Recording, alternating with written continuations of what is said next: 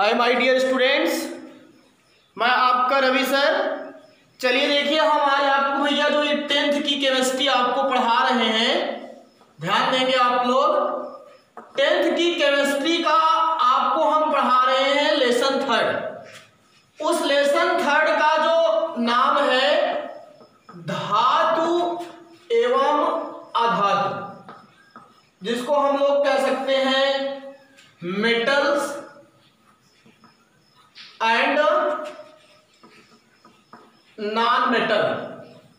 यही चैप्टर आपको पढ़ा रहे हैं और इस चैप्टर का आज हम आपको अगला पार्ट क्या कर रहे हैं बताने जा रहे हैं।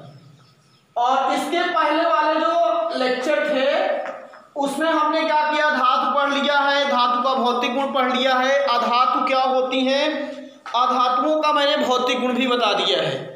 आज हम पढ़ेंगे अधातु का रासायनिक गुण। तो ये लेक्चर आपके लिए जान लीजिए बहुत इंपॉर्टेंट होने वाला है और आप सब लोग बढ़िया तरीके से इसको पढ़ने का प्रयास कीजिए और अपनी नोट्स में इसे लिखें और पढ़े रिवाइज किया करें।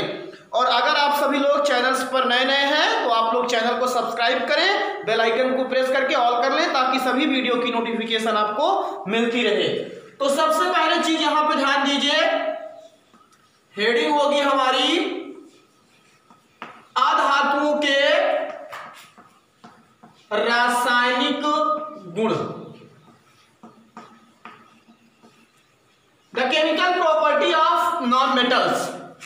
तो जो देखिए अधातुएं हुआ करती हैं, मैंने पहले ही बताया था कि वे तत्व जो सामान्य अभिक्रिया में एक या एक से अधिक इलेक्ट्रॉन ग्रहण करने की प्रवृत्ति रखते हैं तो उसे हम लोग क्या कहा किया करते हैं, अधातु कहा किया करते हैं।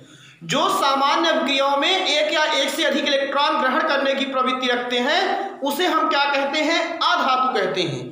तो जब अधातुएं इलेक्ट्रॉन ग्रहण करने का नेचर हुआ करता है तो इसीलिए बताया जाता है कि इनकी जो रिएक्टिविटी होती है, मतलब जो क्रियाशीलता होती है, वो धातुओं की तुलना में क्या होती है, थोड़ा कम होती है। भाई वो इलेक्ट्रॉन को दान करके धन आयन बना रहा है और ये ऋण आयन बना रही है तो थोड़ा उनकी तुलना में ये कंपैरिजन कम होती है। तो जो अधातुओं का प्रमुख रासायनिक गुण है नंबर 1, और उस नंबर 1 में आपको हम बता रहे हैं ऑक्सीजन या वायु से क्रिया, ऑक्सीजन से क्रिया। ये बात थोड़ा ध्यान से समझिएगा, ऑक्सीजन से क्रिया, रिएक्शन विथ ऑक्सीजन, ये चीज ध्यान दीजिएगा, रिएक्शन विथ ऑक्सीजन। एक क्वेश्चन, अब जैसे मैंने उसमें बताया था तो वैसे यहां पे भी बता रहा हूं, ध्यान दीजिए कि अधातुएं जो अधातुएं होती हैं ये वायु से या ऑक्सीजन से अगर क्रिया किया करती हैं तो अपने ऑक्साइड का क्या करती हैं, निर्माण करती हैं। जैसे उसमें सोडियम था, ऑक्सीजन से क्रिया करता था तो सोडियम ऑक्साइड बनता था।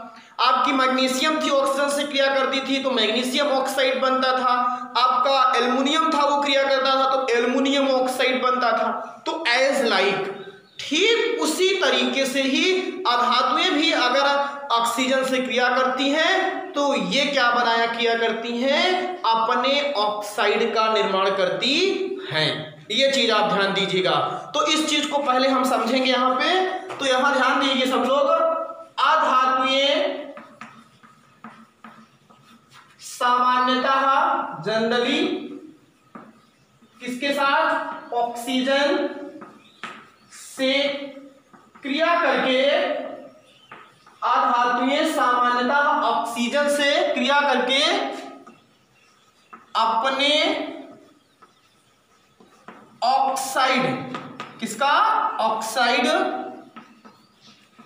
का निर्माण करती हैं। ये चीज ध्यान दीजिएगा, अधातुएं सामान्यतः ऑक्सीजन से क्रिया करके अपने ऑक्साइड का निर्माण करती हैं। जैसे एकदम सीधा सीधा मैं एक एग्जांपल्स लिया करता हूं भैया, एकदम समझिए बस विधिवत तरीके से। मैं एक एग्जांपल लिया करता हूं, जैसे सल्फर है, सल्फर का सिंबल क्या होता है, यस। अगर ये ऑक्सीजन से क्रिया करती है, ये आपकी कौन सी अधातु है, इस अधातु का नाम क्या है, सल्फर। और ये किससे, ऑक्सीजन से क्रिया किया। अगर सल्फर ऑक्सीजन से क्रिया करती है तो बनती क्या है आपकी, सल्फर डाइऑक्साइड। सल्फर डाइऑक्साइड जो है, इस सल्फर का क्या है, ऑक्साइड है। और ये सल्फर डाइऑक्साइड जान लीजिएगा बहुत ही खतरनाक गैस मानी जाती है, जो ग्रीन हाउस प्रभाव के लिए, या आप कह सकते हो कि इसी के कारण अम्लीय वर्षा भी होने का उत्तरदायी है, जान लीजिएगा। तो इस तरीके से सल्फर डाइऑक्साइड बैलेंस ही बराबर है, तो इसका नाम आप लोग यहां पे क्या लिखोगे, सल्फर डाइऑक्साइड। क्या हमने इसका नाम लिख दिया, सल्फर डाइऑक्साइड। तो अधात्मीय ऑक्सीजन मतलब सल्फर से क्रिया की तो सल्फर डाइऑक्साइड बनाती है। ये फर्स्ट एग्जांपल। सेकेंड एग्जांपल देखिए, जैसे आपकी कार्बन है, अगर हम कार्बन की अभिक्रिया ऑक्सीजन से करा दिया करते हैं, ये आपकी क्या है, कार्बन है, और ये आपका क्या है, ऑक्सीजन है। क्या है ये राजू, ऑक्सीजन है। अगर ये ऑक्सीजन से क्रिया करता है तो ये बना लेता है CO2, कार्बन डाइऑक्साइड। क्या बना लेता है, कार्बन डाइऑक्साइड। तो आप जैसे उसमें देखे थे वैसे इसमें भी मैंने बता दिया कि अधातुएं जो हुआ करती हैं ये ऑक्सीजन से क्रिया करती हैं तो अपने संगत ऑक्साइड का निर्माण करती हैं। देखो अपने ऑक्साइड का मतलब सल्फर ऑक्सीजन से क्रिया की तो सल्फर डाइऑक्साइड बनी, और कार्बन डाइऑक्साइड क्रिया करती है तो कार्बन डाइऑक्साइड का निर्माण करती है। एक चीज मैं यहीं से ही आपको एकदम समझा दे रहा हूं, इसको चाहे आप स्टार बना के, इतना तो आप समझ ही गए होंगे विधिवत तरीके से, यहां तक तो आपको कोई समस्या किसी भी प्रकार की हुई नहीं होगी मेरे हिसाब से, ये जान लीजिएगा। अब जो हम देखिए आपको आगे बताने जा रहे हैं वो एक थोड़ा सा रिजल्ट है। वो रिजल्ट ये है कि जैसे आपसे पूछा जाता है कि अधातुओं का या अम्लीय ऑक्साइड किसे कहते हैं, क्या कहते हैं, अम्लीय ऑक्साइड किसे कहते हैं। तो जो अधातुएं होती हैं, ध्यान दीजिएगा, अधातुएं जो होती हैं इनका जो ऑक्साइड होता है उसकी प्रकृति कैसी होती है, अम्लीय होती है। कैसी होती है, अम्लीय। बहुत इंपॉर्टेंट चीज है, ध्यान दीजिएगा।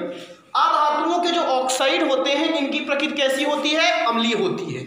और धातुओं के ऑक्साइड की प्रकृति कैसी होती है, क्षारीय होती है। यह चीज थोड़ी बात को ध्यान समझिएगा। तो अधातुओं के जो ऑक्साइड होते हैं इनका नेचर कैसा होता है, अम्लीय होता है। अब मैंने ये समझाया था आपको कि अगर आपको जानना हो कि किसी चीज का नेचर कैसा है, अम्लीय है कि क्षारीय है कि उदासीन है, तो इस प्रक्रिया को जानने के लिए आप इसकी अभिक्रिया किससे करा दिया करो, जल से। अगर आप सल्फर डाइऑक्साइड की अभिक्रिया जल से कराओगे तो ये बनाती है सल्फ्यूरस अम्ल। क्या बनाती है, सल्फ्यूरस अम्ल। यही कारण तो है कि जब आप कोई ईंधन जलाते हो तो ईंधन जलाने के बाद क्या होता है, आपको ऊर्जा तो मिलती है लेकिन उसके साथ साथ कुछ व्यर्थ गैसें भी निकलती हैं, और उस व्यर्थ गैस में सल्फर डाइऑक्साइड, नाइट्रोजन के ऑक्साइड, कार्बन डाइऑक्साइड, ये सब बहुत होते हैं। और ये फिर ऐसे जब ऊंचाई पर उठते जाते हैं तो ऊपर नमी मिलती है इनको, मतलब जल, और ये जल से क्रिया कर लेते हैं। सल्फर डाइऑक्साइड क्रिया कर लेता है तो सल्फ्यूरस अम्ल बना लेता है, और वही फिर जा करके कार्बन डाइऑक्साइड क्रिया करेगा तो कार्बोनिक अम्ल बनाएगा, नाइट्रोजन के ऑक्साइड करेंगे तो नाइट्रिक अम्ल बनता है, और सल्फ्यूरिक अम्ल बाद में सल्फ्यूरिक अम्ल बदल जाता है। तो इस तरीके से ये जा करके वायुमंडल में लगे रहते हैं, और जब बारिश होती है तो उसी बारिश के साथ साथ क्या होते हैं, ये नीचे आ जाते हैं। और ऐसी बारिश जिसमें अम्ल की मात्रा उपज होती है उसे हम अम्लीय वर्षा कहते हैं। तो ये चीज ध्यान दीजिएगा। तो ये जो हमारा बताने का सीधा सा एक मकसद है कि अधातुओं के जो ऑक्साइड होते हैं उनकी प्रकृति कैसी होती है, अम्लीय होती है। तो यहाँ पे ब्लैक पेंसिल के लिखने का प्रयास कीजिएगा, स्टार बना करके। अधातुओं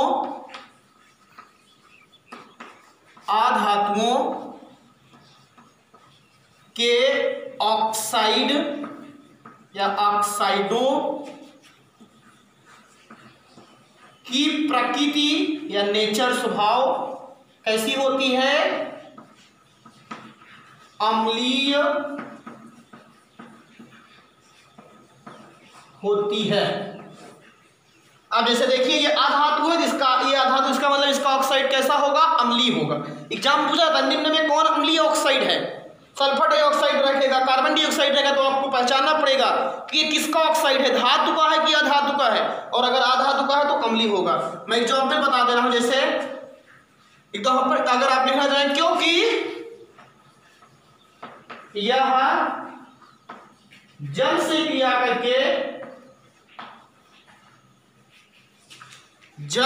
क्रिया करके because they are react with water, अम्लीय या अम्लीय पदार्थ का निर्माण करती है। अम्लीय पदार्थ का निर्माण करती है। ये चीज ध्यान दें। अब जैसे मैं एक उदाहरण बता दे रहा हूं, जैसे सल्फर डाइऑक्साइड हो गया ये। अब अगर इसकी अभिक्रिया जल से करा दीजिए H2O, तो ये बना लेता है H2SO3। ये सल्फ्यूरस अम्ल है। क्या है आपका? ये सल्फ्यूरस अम्ल है। अब तो एकदम समझ में आ गया होगा ना कि अधातुओं के जो ऑक्साइड होते हैं इनकी प्रकृति अम्लीय क्यों होती है।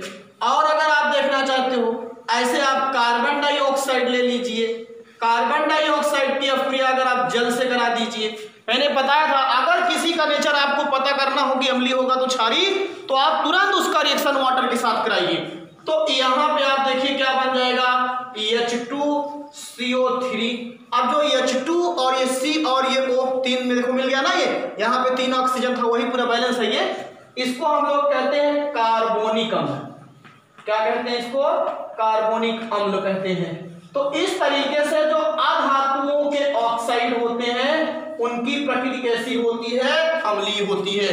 तो पहला कथन आपका क्या हो गया? क्लियर हो गया। अब हम अधातु का आपको दूसरी प्रॉपर्टी क्या करने जा रहे हैं, केमिकल प्रॉपर्टीज की बताने जा रहे हैं, और वो है हाइड्रोजन से क्रिया। एकदम बढ़िया सा विधिवत आपको समझ में आएगा, बस केवल आप ध्यान से पढ़ने का प्रयास कीजिए, बस और कुछ नहीं है इसमें, जान लीजिएगा। और एकदम पूरी केमिस्ट्री एकदम इजी तरीके से आपको समझ में आ जाएगी, जान लीजिए। तो दूसरी केमिकल प्रॉपर्टी मैं एकदम अच्छी तरीके से आपको विश्वास दिलाता हूं कि सभी बच्चे इसको पर डे नोट्स बना रहे होंगे।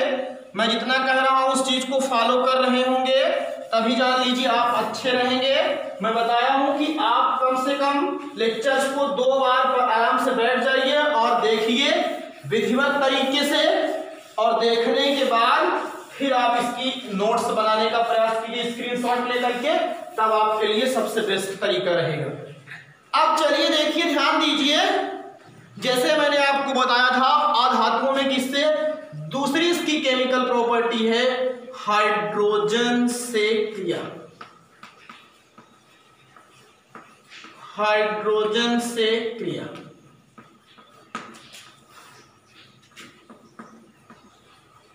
Reaction with hydrogen. चलिए, अधातुएं जैसे उसमें आपको मैं बताया कि ये धात्विक हाइड्राइड बनाती थी, तो यहां क्या बनेगा? अधात्विक हाइड्राइड। पूरा एकदम कॉपी कर रहा हूं, मतलब कि अधातुओं से अगर अभिक्रिया हाइड्रोजन से की जाती है तो क्या बनता है? अधात्विक और हाइड्राइड। क्या बनता है? अधात्विक हाइड्राइड बनता है। जैसे अमोनिया नाइट्रोजन है, नाइट्रोजन की अभिक्रिया अगर हाइड्रोजन से कर दिया जाएगा तो नाइट्रोजन हाइड्राइड बनता है, और उसी नाइट्रोजन के हाइड्राइड को ही हम लोग अमोनिया कहते हैं। फास्फोरस की अभिक्रिया अगर आप हाइड्रोजन से कर दीजिएगा तो फास्फोरस का हाइड्राइड बनता है, और उसी फास्फोरस के हाइड्राइड को ही हम लोग फास्फीन कहते हैं। ये जान लीजिएगा। तो यहां पे जो समझने वाली बात है यही है कि अधातुएं या अधातुओं की अभिक्रिया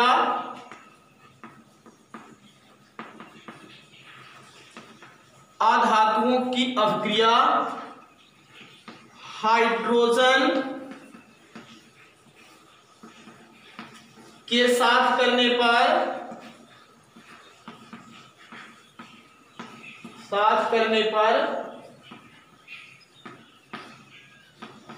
आधात्विक हाइड्राइड, ये चीज याद रखिएगा, आधात्विक हाइड्राइड प्राप्त होता है। जैसे फॉर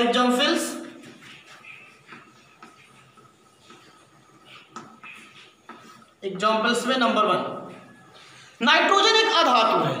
नाइट्रोजन आपकी क्या होती है? एक अधातु होती है। अगर हम नाइट्रोजन की अभिक्रिया हाइड्रोजन से करते हैं तो नाइट्रोजन का हाइड्राइड बनता है और उसी नाइट्रोजन के हाइड्राइड को ही हम लोग अमोनिया कहते हैं। जैसे नाइट्रोजन की अभिक्रिया, बोलिए किसके साथ? हाइड्रोजन के साथ करने पर, हाइड्रोजन के साथ करने पर क्या प्राप्त होता है? अमोनिया प्राप्त होता है या अमोनिया गैस प्राप्त होती है। अमोनिया गैस प्राप्त होती है। अमोनिया गैस प्राप्त होती है। चलिए, नाइट्रोजन भी एक गैस होती है, तो N2 प्लस H2 ये आपकी कौन सी गैस है? आपको मालूम है वायुमंडल में सबसे अधिक मात्रा में कौन सी गैस पाई जाती है? नाइट्रोजन, 78%। ये नाइट्रोजन हो गई। और ये आपकी कौन सी गैस है? हाइड्रोजन गैस है। नाइट्रोजन गैस और हाइड्रोजन गैस जब आपस में मिलते हैं तो अब ये आपका नाइट्रोजन का हाइड्राइड बनेगा। नाइट्रोजन का हाइड्राइड का मतलब क्या है कि नाइट्रोजन लिख देंगे और H, नाइट्रोजन की वैलेंसी 3 और हाइड्रोजन की 1, तो ये इसके साथ गया और इसके साथ गया, तो फार्मूला क्या बन गया बताओ? NH3। और NH3 को ही हम लोग क्या कहते हैं? अमोनिया कहते हैं। कौन सी गैस कहते हैं? अमोनिया। यहाँ 2 नाइट्रोजन है, यहाँ 2 करिए, 2 3 6 और यहाँ 3 कर दीजिए, तो ये बैलेंस हो जाता है इक्वेशन। तो इस तरीके से देखिए, नाइट्रोजन जो है वो अगर हाइड्रोजन गैस से क्रिया करती है तो इसको अमोनिया प्राप्त होती है और इसी अभिक्रिया को हैबर विधि भी कहते हैं। हैबर विधि से जब अमोनिया बनाया जाता है तो नाइट्रोजन और हाइड्रोजन गैस को यहाँ पे भी कंडीशन भी होती है, आयरन उत्प्रेरक होता है, ये सब चीजें लगाई जाती हैं। लेकिन अभी आपको इतना ही जानना है कि नाइट्रोजन जो है ये अधातु है, हाइड्रोजन से क्रिया करेगी तो अधात्विक हाइड्राइड अमोनिया बनती है। और अमोनिया को हम लोग अश्रु गैस भी कहते हैं। कौन सी गैस कहते हैं? अश्रु गैस। और ये गैस पाई कहाँ जाती है अगर जानना चाहते हो तो जहाँ पे आपके पालतू जानवर पाले गए होते, जहाँ पे उनके मलमूत्र और गोबर होते हैं, तो उससे देखिए एक बहुत बैड स्मेल आती रहती है और अगर इसके कांटेक्ट में रहते हैं तो आंखों से आंसू आने लगता है, इसीलिए इसको अश्रु गैस कहते हैं। और इसके अलावा जो टॉयलेट होता है, जैसे आपका जो शौचालय हुआ करता है, वहाँ पे आप जाइए तो देखिए वहाँ पे भी एक विशेष प्रकार की गैस निकलती रहती है। वो गैस और कौन सी नहीं होती है? अमोनिया होती है। तो ये चीज आपको ध्यान देना है। इससे मैंने आपको जीके का भी तरीके से क्वेश्चन बता दिया। ऐसे दूसरा, सब गैस के बारे में जानते रहिए। फास्फोरस, ध्यान दें, फास्फोरस की अभिक्रिया, फास्फोरस की अभिक्रिया हाइड्रोजन के साथ करने पर, फास्फोरस की अभिक्रिया हाइड्रोजन के साथ करने पर फास्फीन, कौन गैस आपको प्राप्त होती है? Phosphine gas. फास्फीन गैस प्राप्त होती है। ये हो गया, फास्फीन गैस प्राप्त होती है। अब यहां पे हो गया P और प्लस H2। ये तो आपका क्या है राजू? फास्फोरस। क्या है आपका? ये फास्फोरस। और ये हाइड्रोजन, और फास्फोरस की वैलेंसी 3 होती है तो यहाँ पे भी हो जाएगा PH3। ये आपका हाइड्रोजन। और अब इसका जो नाम है, इसी का नाम है, जैसे उसका अमोनिया था तो इसी का नाम क्या होता है? फास्फीन। क्या नाम होता है इसका? फास्फीन। और फास्फीन जो गैस होती है बैलेंस नहीं है इक्वेशन, आप इक्वेशन को बैलेंस कर लीजिए।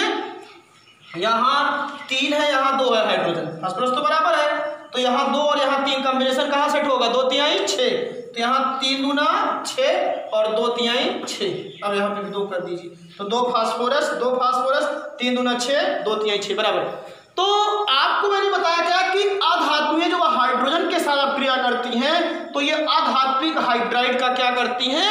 निर्माण किया करती हैं। ये चीज ध्यान दीजिएगा। तो बढ़िया तरीके से इसको समझने का प्रयास कीजिए। और एक चीज बताया, इसकी गैस सड़ी मछली जैसी होती है। फास्फीन एक विषैली गैस होती है, जानी जहरीली गैस होती है, और अमोनिया खुद मैंने बता ही दिया। तो आपको इन दोनों चीजों के बाद पढ़ने से आपको जान लीजिएगा एकदम टॉपिक यहाँ से क्या हो जाता है, क्लियर हो जाया किया करता है।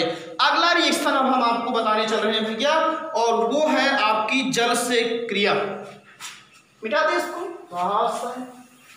एकदम कंटास समझिए और डांस कीजिए, ये भी आप जान लीजिए। और जो सबसे इंपॉर्टेंट बात ये है आप लोगों के लिए राजू, वो इंपॉर्टेंट बात यही है कि आप लोग रिवीजन अवश्य करें। ये चीज आप दिमाग में रख लीजिए। और मैं बार बार समझाता हूँ कि सोचिए आपको क्लास में एक बार पढ़ाई जाती है, यहाँ पे तो हमने लेक्चर अपलोड कर दिया है, आप कहते हो सर जी एक बार रिवाइज कर दीजिए। यहाँ पे तो आप चाहे जितनी बार रिवाइज कीजिए, कोई समस्या है? आपको जब टाइम मिले, आपको जो इस टॉपिक में कंफर्मेशन नहीं हो रहा है उसको एक बार रिवीजन कीजिए, और जितनी बार आप रिवीजन करेंगे उतना ही बार आपको समझ में आएगा। और इससे अच्छा और सुनहरा टाइम भी कभी नहीं मिलेगा, ये भी आप जान लीजिए। आप एकदम हमेशा कहने का मतलब इस सब्जेक्ट से एकदम फ्री रहोगे, फिर आपको और सब्जेक्ट ही केवल तैयार करना रहेगा। इसीलिए मैं कह रहा हूं कि समय की उपयोगिता को समझो, नहीं तो बाद में पछताने से कोई फायदा होता नहीं, जान लीजिए। तो अगली चीज जो है वो है जल से क्रिया, रिएक्शन विथ वाटर। तो अब आपके लिए जो हम यहां पे बता रहे हैं ध्यान दीजिए, तो जो अधातुएं होती हैं मैंने बताया है कि अभी आपको आगे चल करके इलेक्ट्रोकेमिकल सीरीज भी पढ़ाएंगे, विद्युत रासायनिक श्रेणी भी, तो वहां से कुछ समझ में आएगा कि ये सब इतनी कम क्रियाशील हैं और बाकी सब क्रियाशील क्यों अधिक हैं। तो एक चीज आपको बता रहा हूं, ये ध्यान दीजिएगा कि जो अधातुएं होती हैं भैया, ये आपकी क्या होती हैं, थोड़ा क्रियाशील कम होती हैं, तो इसीलिए सामान्यतः ये वाटर से जल्दी क्रिया नहीं करती हैं, इसीलिए पहले ये अपने ऑक्साइड बदलती हैं तब वाटर से क्रिया करती हैं। तो इसीलिए बताया जाता है कि साधारणतः अधातुएं जल से अभिक्रिया नहीं करती हैं, और ऐसे अम्ल से भी क्रिया बताई जाती है कि अधातुएं साधारणतः अम्ल से भी क्रिया नहीं करती हैं। तो यहाँ पे पहले ये बताया जाता है, एकदम सीधा सीधा लिख दे रहा हूं, ध्यान दीजिएगा। अधातुएं जो आपके लिए सबसे सरल है, साधारणतः कॉमनली जल से क्रिया नहीं करती है। बस हो गया, एक लाइन में खत्म इसका। नो रिएक्शन, एकदम सीधा सीधा, इसमें कोई रिएक्शन नहीं है। फिर अगली प्रॉपर्टी ये कौन सी थी? पहली थी ऑक्सीजन से, दूसरी थी किसके साथ? ये अगली जो भी होगी आप नंबर डाल दीजिएगा। यहां पे बता रहा हूं अम्लों से क्रिया,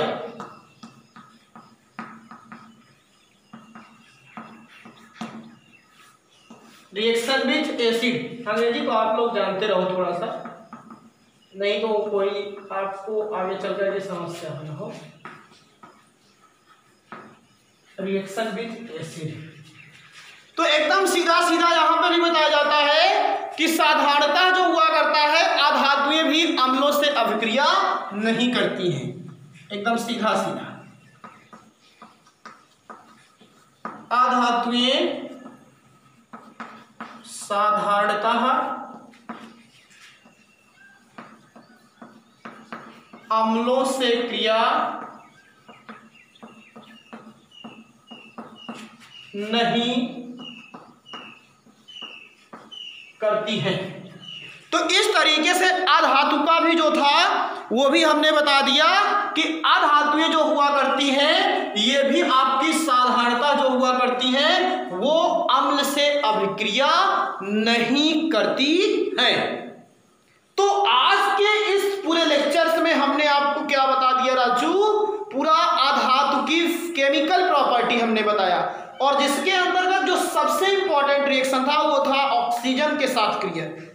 ये जान लीजिएगा क्योंकि उसमें से एक रिजल्ट निकल के आया था कि अधातुओं के जो ऑक्साइड होते हैं उनकी प्रकृति कैसी होती है? अम्लीय होती है।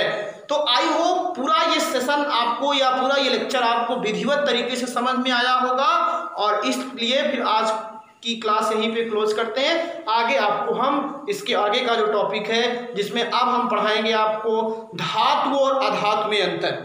अगर आप सभी लोग इतने समझदार हैं तो एक कॉपी में, आप रफ की कॉपी में लिखिएगा धातु और अधातु में अंतर। आप दोनों टॉपिक पढ़ लिए हो, उन दोनों टॉपिक को पढ़िएगा, अधातु और धातु में अंतर लिखने का प्रयास कीजिएगा, तो ये आपके लिए बेस्ट होगा। और कल हम आपको उसको बताएंगे भी, और आगे वाला टॉपिक आपको बताएंगे। तो तब तक आप लोग खुश रहिए, मस्त रहिए और बढ़िया तरीके से आनंद लीजिए और पढ़िए इस टॉपिक को, और एक टाइम टेबल के अकॉर्डिंग। थैंक यू, धन्यवाद।